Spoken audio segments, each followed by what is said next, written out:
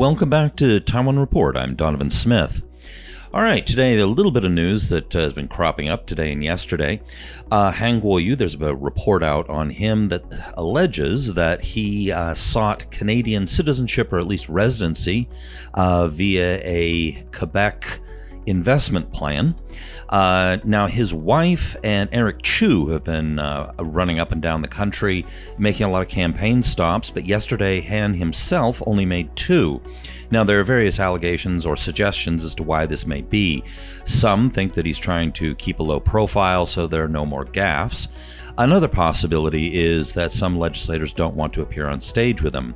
Now, I don't know which or if either is indeed the case, but that's a speculation out there right now. Now, today I want to talk mostly about what's coming up or what to look for in the election coming up. Now, I want to kick off with the Taiwan People's Party. There's an excellent piece here in Frozen Garlic, and he visited a TPP rally in Taichung and wrote it up. Definitely check it out. Now, you can find it, of course, here on report.tw. All right, so now he basically confirmed something that both me and Michael Turton have been talking about on Current Affairs Taiwan. Now, we both noted that it seems like his party, the TPP, is, in essence, kind of a cobbled together party that doesn't really have a clear ideology other than, as I think we put it at the time, kind of had its platform was essentially apple pie kind of things like clean government, working hard, that kind of thing, and really doesn't really have a very clear ideology when it comes to dealing with China and the United States. Now, here's some of what Frozen Garlic had to say. Ke presents politics in a moral frame. For him, diligence is the hallmark of morality. Working hard is the only consistent theme that the TPP communicates. They talked over and over about starting meetings at 7:30, as early starts guaranteed good results. Ke likes to repeat wang wang wang, and onomatopoeia, meaning something like work, work, work. Now, it goes on. He says he's not a real not exactly a populist. He does talk about diversity and pluralism, and he does not define a general will on behalf of the real people. Ke says that administrative efficiency is the most important thing for effective government, but he doesn't seem to think that the general public has, above all, a burning desire for administrative efficiency. This is more of an internal technocratic instruction to his team. If you want to perform well in office, you have to have administrative efficiency. Now, Ke's discourse might have a coherent internal logic, but it is nonetheless horribly flawed. Ke's fundamental assumption that Taiwan can't and so shouldn't do anything about its relationship with China is clearly false. The United States has never issued a blank check to Taiwan. That relationship must be carefully managed and nurtured. More importantly, the relationship with China does not reduce simply to unification or independence. Taiwan has to make important decisions about day-to-day economic, cultural, and political interactions.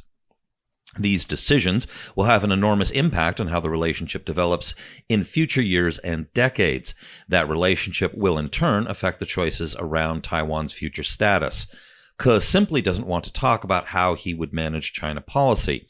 For now, the handful of TPP legislators might be able to sidestep this question, but if Ke runs for president in the future, this answer will not be sufficient. The TPP might also have to face the problem that lots of politicians work hard. They do not have a monopoly on their central selling point. However, other than ignoring cross-strait relations and working hard, it is unclear that what the TPP represents. In the end, maybe all they are left with is Ke Wenje's personal charisma. Now, that's an excellent summary. He also went on to say that at the rally, the politicians from the TPP basically they put their finger on a lot of problems, but really didn't come out with any solutions whatsoever. Now, the TPP, it looks like, will probably make it into the legislature on the party list.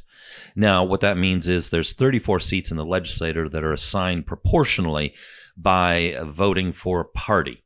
So the party gets to choose these people and put them in. So they're very likely to make it in there. So they might have anywhere from 3 to 5 seats, maybe 6. But most likely they're looking around maybe 4. So they will be in the legislature, but out of 113, they're not going to have a huge impact. Now, moving on to some other third parties. The PFP, it didn't look like, if you looked at the support levels going in, now they were all over the place, unfortunately, but they did not appear to show that the PFP was going to make it in. Now, I think that they have a very good chance of actually making it in, because what they need is to hit that 5% mark in the vote.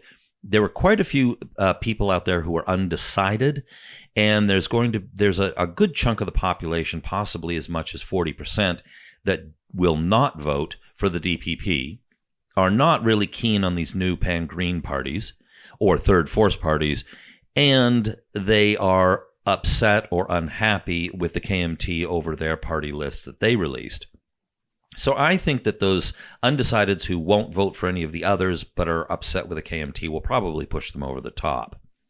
Now, the NPP, the New Power Party, they have, now this is very interesting, is Huang Guochang, who's their most famous legislator left, or their most famous figure left, after Hong Ziyong and Freddie Lim left, over their internal dispute over whether or not to publicly support the DPP's Tsai Ing-wen and cooperate with the DPP in this election or not to. Huang Guochang and his allies stuck firm, saying that they would not work with the DPP. As they put it, they did not want to be a little green party. Now, there is some logic to this. And there's also some logic to Freddie Lim and Hong Ziyong and those people who wanted to work with the DPP. Now, those that wanted to work with the DPP, their argument was basically this. The KMT presents an existential crisis to the nation because they potentially would sell out Taiwan to China.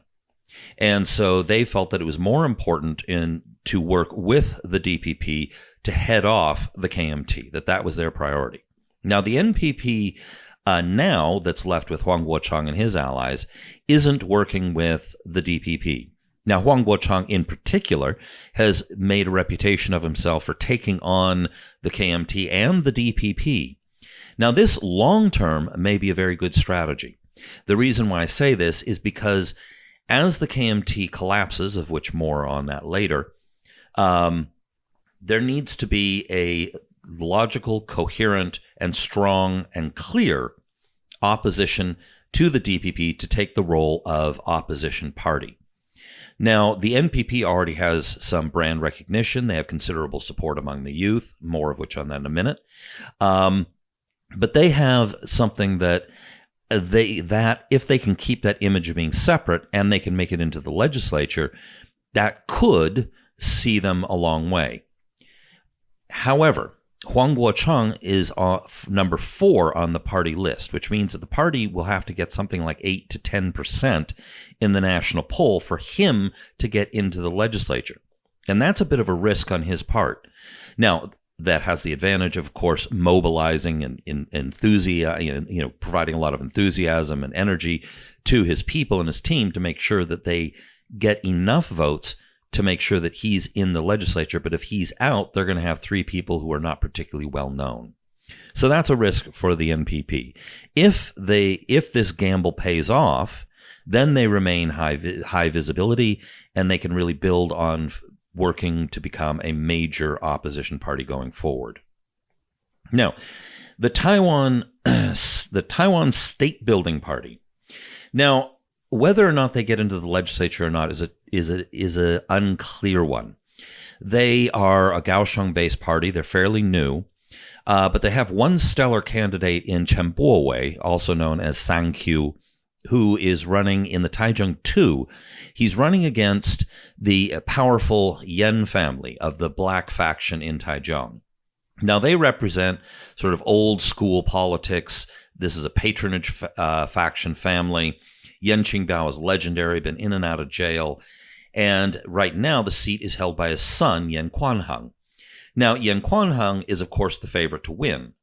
However, if Chen Bo-wei can pull off an upset, that would be huge. And that would mean that the Taiwan Statebuilding Party would have actually a pretty good shot at then having a high profile, because that would get him into the talk shows and so on and so forth. So there would be some visibility for the party. Now, they even if he doesn't win, however, the key is to watch whether or not he pulls off a good result. Now, he's running in a fairly conservative district along the Taichung coast. But if he can pull off a good, strong showing, that would also be a boost to the party. If he does very badly, bombs out, well, then that's that. However, the Taiwan Statebuilding Party, the New Power Party, and the Democratic Progressive Party are the top three in popularity among the young. There was a recent mock election held with students. It was 11,000 some odd, of whom 2,000 some odd were high school students, and the remainder were college students. Now, those college students, which would be 9,000 of them, those are either already potential voters or are soon to be potential voters.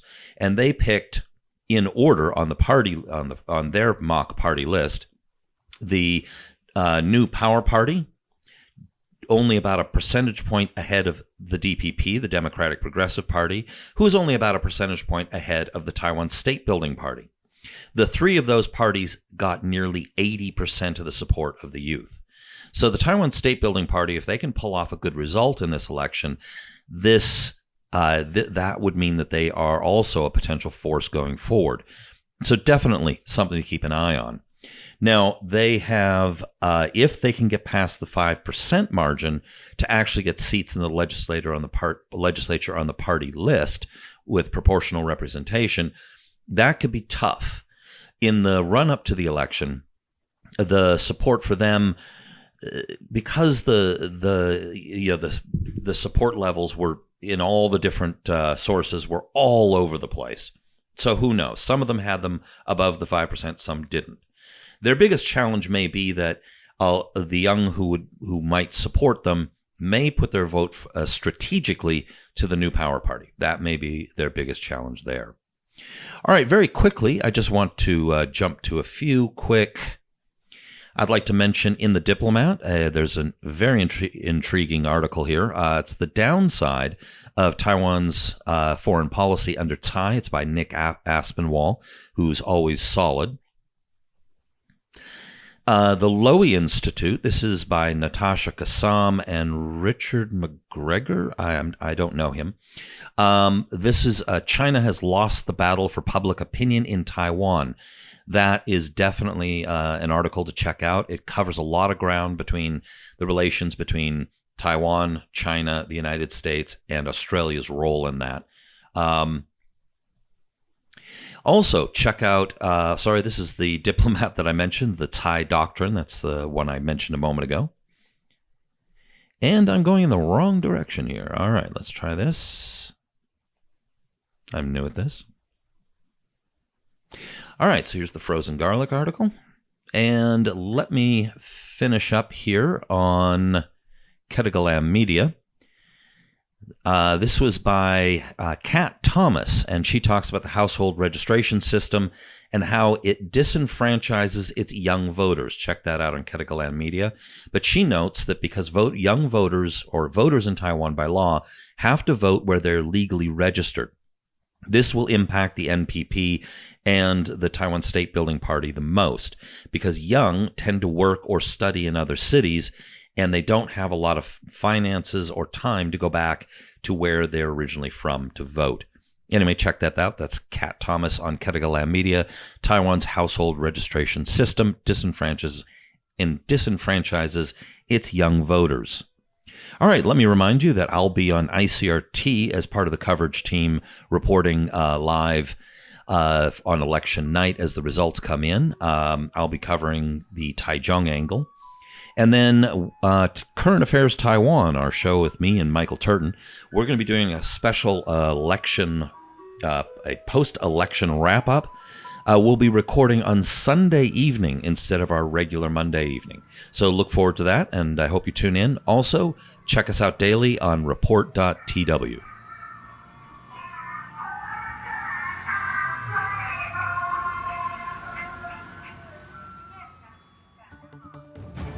This has been brought to you by the Taiwan Report. For more content like this, become our patron at report.tw.